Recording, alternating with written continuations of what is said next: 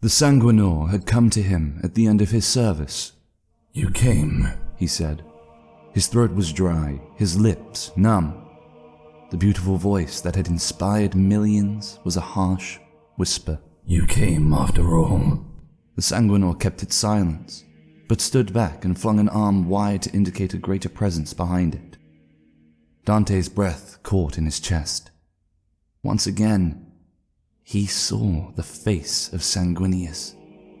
But this was no metal representation. The face was of flesh. The wings that spread either side of his body were white feathers, not cold sculpture. His body was as real as his sorrow. He shone like a desert sun in the full glory of noon, a bringer of light, dangerous in its incandescent power. "My son," Sanguinius said, "my greatest son." The Primarch reached out to him. Dante was on his back, but at the same time, it was as if he floated in an immense void, and Sanguinius hovered in front of him. And yet, when the Primarch cried, his tears fell forward onto Dante's face. All reality's order was disturbed, but this felt like no dream or vision. When Sanguinius's glowing fingers traced the line of Dante's cheek, they were solid and warm, and they brought him into a sense of peace and holy joy. "You have suffered greatly for mankind's sake," said Sanguinius. His voice was beautiful. "You have won your rest 1,000 times. Rarely has one man given so much, Luis of Baal Secundus.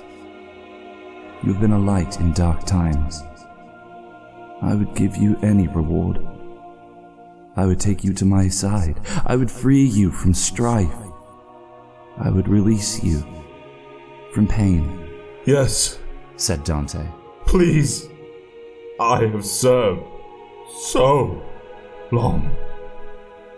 Grant me the freedom of death." Sanguinius gave Dante a look of profound sorrow. "I cannot. I regret that I can do none of those things. I need you, Dante. Your suffering is not done." Sanguinius gripped Dante's face in both hands. Strength flowed from the Primarch, driving out death's comfort and replacing it with pain. The scene rippled. He heard the shouts of space marines, felt the ghostly touch of living hands upon his armor. Sanguinius faded. "Please, no!" Dante cried out. "My lord, I have done enough. Please, let me rest!" The light was dying. Sanguinius' smile carried with it the sorrow of 10,000 years. Darkness was returning.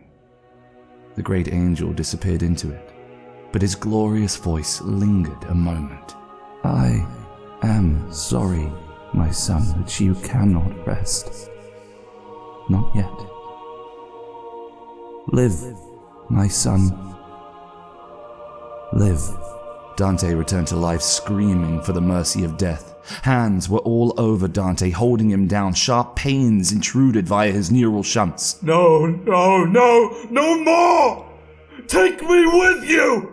I beg you!"